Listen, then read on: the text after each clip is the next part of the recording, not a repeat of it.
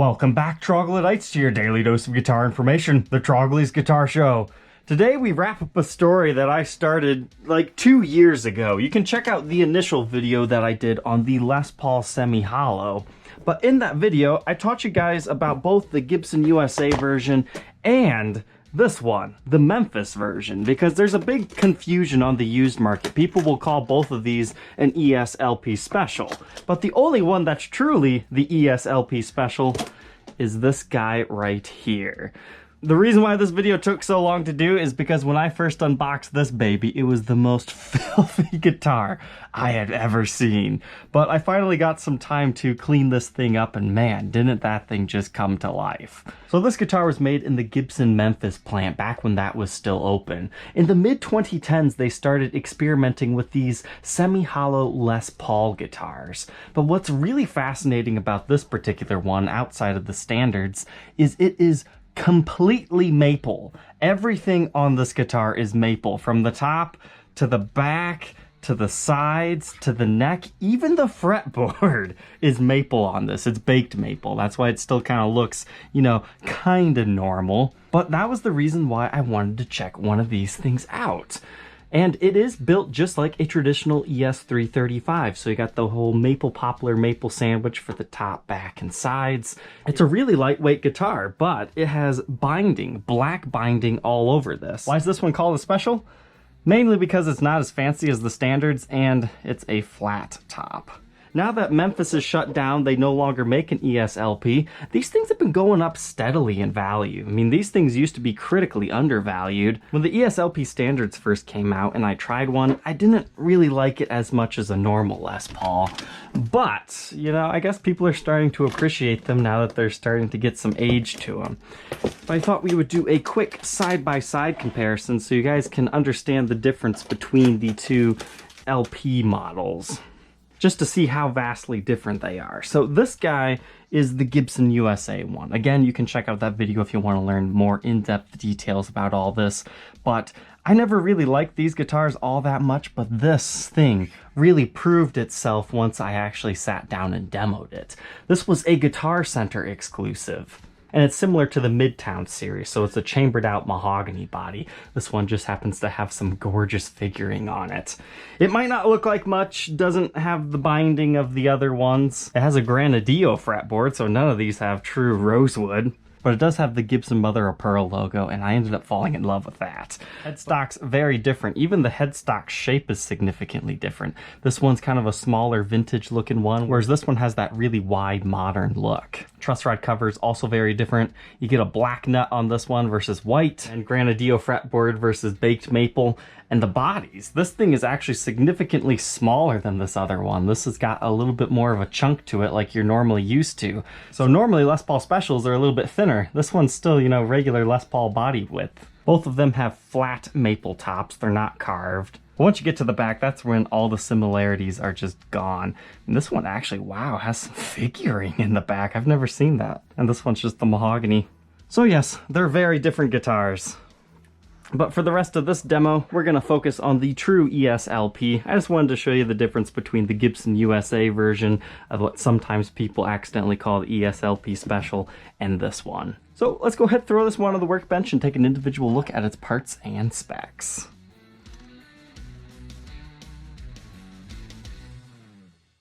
ES-LP Special. Now first off, it's very important to distinguish which one you have. This is the Special 2. There was also just a regular Special. Essentially, the biggest differences between those is the 2's got nicer flame tops. I think the finish is also slightly different. I haven't actually had one of the ones in person. And the other thing is your bridge pickup is a little bit hotter in the 2's, because they give you a Super 57 in the bridge instead of just a 57 Classic. And the neck pickup on this one is just a regular 57 Classic, just like in the other ones. So this is actually the exact same pickup set that's in the Guitar Center exclusive one too, so I have high hopes for this one, but unlike that other one, we do not have any fancy coil splitting capabilities. You just have the humbuckers in their stock format. But now where this guitar really gets interesting is just the way it's constructed. So it does have a center block like a 335.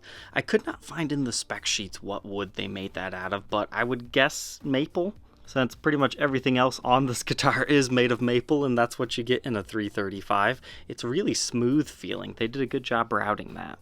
It honestly feels like baked maple to me. It's very similar in feel to the fretboard, so it might be that torrefied maple stuff. But what's really fascinating to me, usually the maple poplar maple sandwich layers are very tiny, but look how large that poplar layer is, like twice that of the maple. And I'm guessing they had to do that because they're not carving the top up, so they had to get a little bit more thickness there. That would be my best guess on that.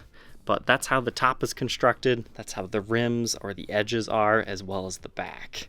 I don't think I really need to get my endoscope out because we can kind of see what's going on here. Center block, it's routed, then you get some open chambered cavities with your F-holes and the electronics and whatnot, but hey, let's go ahead and kick it out anyways.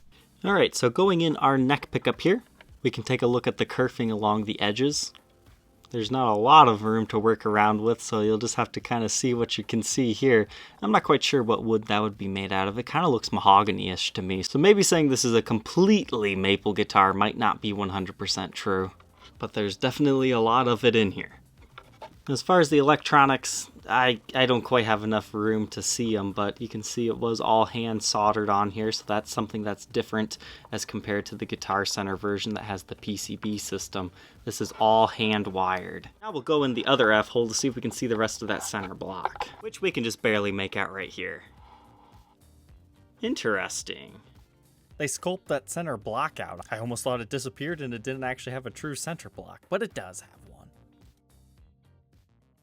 But speaking of our bridge and tailpiece system, this has a true Gibson ABR1 on it. So if you're looking for an ABR1 equipped guitar that's, kind of on a budget, I mean, these things aren't that expensive in the Les Paul world anyways. Here's one way to do it. And the tailpiece is also lightweight aluminum. So this is like a historic spec guitar that did not exist in the 50s, but could have, I guess. They even went as far as having the plastic output jack plate. But as far as our pickup readings here, middle position 4.09, bridge 8.57, so that's definitely a lot higher than a regular 57 Classic, with that one measuring about 7.82. And it's just the regular 2 volumes, 2 tones with your black bonnet style knobs with historic thumb bleeder pointers, except for they're just not sharp. They're rounded off. Back from the factory, you do not get a pick guard. I can't imagine it would be that difficult to put one on here if you wanted to. That might actually look pretty cool with a black one. But moving on from our maple body, we have the baked maple fretboard. If you've never had a baked maple board, the sound of it might turn you off that it's not rosewood, but hear me out. These things play fantastically. They have a very velvety feel to them. Like, you don't necessarily feel the wood grain as much as you do just the nice softness. This is what they used on the Buckethead Studios. And in an A-B comparison test, I actually prefer the feel of baked maple, but I prefer the look of ebony. But sometimes these baked maple ones get some cool figuring within them, so baked maple's okay in my book. I highly suggest you try it out. Don't just write it off because it's not a traditional wood. But you've got 22 frets with a 12-inch radius. Typical scale length of 24 3/4. But it is important to note that you do have black binding along the edges with black fret nibs. That's kind of a cool touch. I'm sure cream binding also would have looked good, but I think they were trying to hide it even along the edges of the body, and to kind of help differentiate it from the standard. That's my best guess. And you also get a black Corian nut on this one. And I always love these F-hole stamped truss rods. They're cool. But everything's looking good under there, and for some peculiar reason, they did not give this a Gibson Mother of Pearl logo. That's the only letdown about this whole thing, but again, they're probably trying to differentiate it between the standard. Moving on to the back, you do not have any type of access to the inside of the body from back here, so if you want to change out any pickups and stuff, you gotta fish it through the F-holes, so maybe not the best modders guitar unless you're paying somebody to do that for you, but it's a really, really, really dark finish, but when you get it in the light just right, you can see all that beautiful maple wood grain. There's some flame figuring within this one as well, so it's a beautiful guitar. I wish they wouldn't have finished it so dark. But you've got the same thing going along the edges, but again, it's really hard to tell. because that walnut finish is super dark. But you guys remember how I said this was an absolutely disgusting guitar? Like, they just sent it to me. They had never cleaned it from day one of them playing. This guy's sweat was so corrosive, it like melted the finish in this area. It sounds crazy, but it's true. Like, this has like a satin feel to it now, whereas this part is still completely glossy. But you can see a line right here where the neck joins to the body. It's not a break, crack, or repair or anything like that. It's pretty common on these ES style models, but that one is very apparent. You can also see some of those lacquer lines along the nut up here and the fretboard. Again, not a crack. Then moving up the back side of the neck here, this is what the neck profile looks like. So it's a C shape. This is the 1st fret, this is the 12th fret. I measure a 1.68 inch nut width, which increases to 2.1 by the 12th. 1st fret neck depth, 0.9, and 1.01 by the 12th. So it's pretty rounded, more so closer to a 50 style neck without being like overly boisterous towards here, because it kind of flattens out a bit up here. So if you like medium necks that range more towards 50s, I think you'll like this one. And here's our headstock with our vintage style Kluson Deluxe tuners. And despite Gibson USA's having the 17 production number style serial number, these guys still utilize the old style. So this is 2017 41st day of production, 213th in production because these started at 500. And made in USA 2017 on the back. And lastly here, if weight is a consideration, this one's pretty much 6 pounds 1 ounce. So about 1 pound lighter than the other version. So let's go ahead, plug this in, and hear how it sounds.